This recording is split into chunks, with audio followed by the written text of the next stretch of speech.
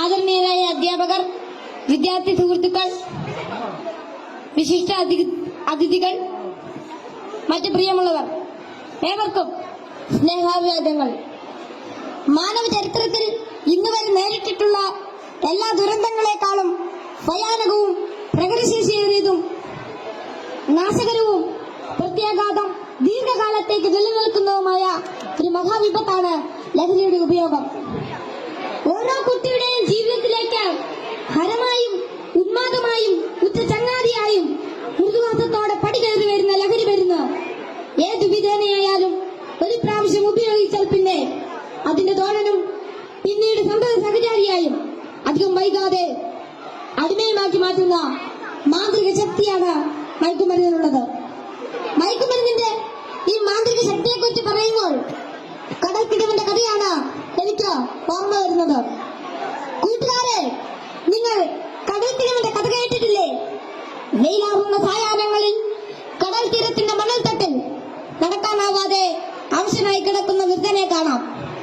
കരുത്തരായ യുവാക്കൾ ഒറ്റയ്ക്ക് ആരെങ്കിലും അടുത്തെത്തിയാൽ തന്നെ അല്പദൂരത്തേക്ക് മാറ്റിക്കിടത്താൻ ചെറുപുഞ്ചിരിയോടെ വിനയാജ്ഞരായി അപേക്ഷിക്കും.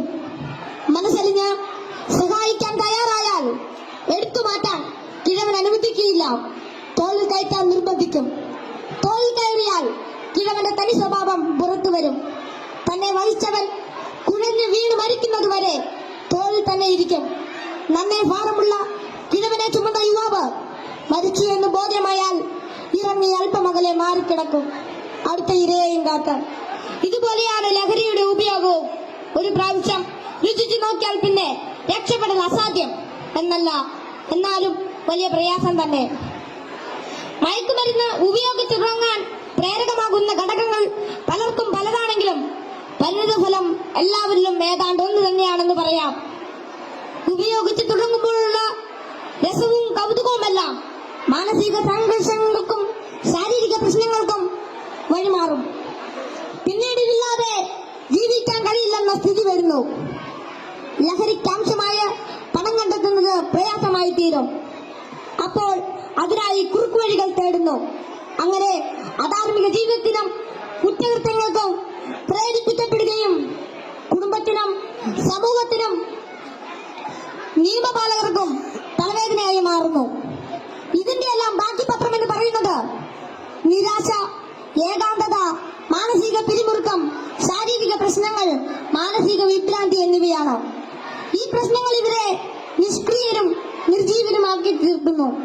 അങ്ങനെ കുടുംബത്തിന്റെയും സമൂഹത്തിന്റെയും നട്ടല്ലാകേണ്ട ഇവർ വീടിനും വീട്ടുകാർക്കും നാടിനും തന്നെ ബാധ്യതയായിത്തീരുന്നു. ലഹരി ഒരു മഹാവിപത്താണ്, സമൂഹത്തെ കാർന്നു തിന്നുന്ന മഹാവ്യാധി. ഇത് ബാധിക്കുന്നതാകട്ടെ നാടിന്റെ സമ്പത്തും രാഷ്ട്രത്തിന്റെ അടിത്തറയും നട്ടലുമായ കൗമാരത്തെയും യൗവനത്തെയും.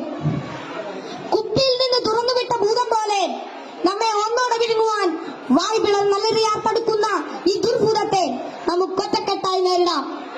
ലഹരി എന്ന മഹാവിപത്തിനെതിരെ സന്ധിയില്ലാ സമരത്തിനായി നമുക്ക് അണിചേരാം. മയക്കുമരുന്നിന്റെ ഉപയോഗത്തിനും വിതരണത്തിനും വ്യാപനത്തിനുമെതിരെ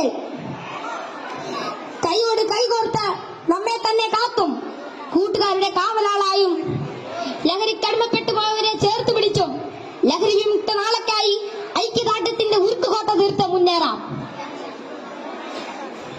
ഉറച്ച തീരുമാനവും വ്യക്തമായ കർമ്മപദ്ധതികളും കൃത്യമായ ബോധവൽക്കരണവും കൊണ്ട് നമ്മുടെ കൂട്ടുകാർക്ക് ചുറ്റും നമുക്കൊരു രക്ഷാവലയം തീർത്ത് മനവും കരവും ഒന്നായി ചേർത്ത് ഉറക്കെ പാടാം. ശിരസ്സുയർത്തി പറയുക ലഹരിക്കടിപ്പെടില്ലൊരു നാളും നാം. ശിരസ്സുയർത്തി പറയുക ലഹരിക്കടിപ്പെടില്ലൊരു നാളും നാം. വരം കണക്കെ കിട്ടിയ ജീവിതം എറിഞ്ഞുടയ്ക്കുകയില്ല നാം.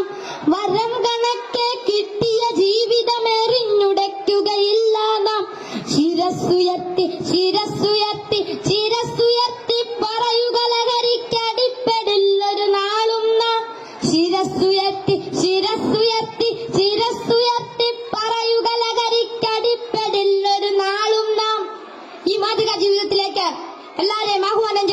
പറ്റുന്നു. നന്ദി, നമസ്കാരം. Thank you all.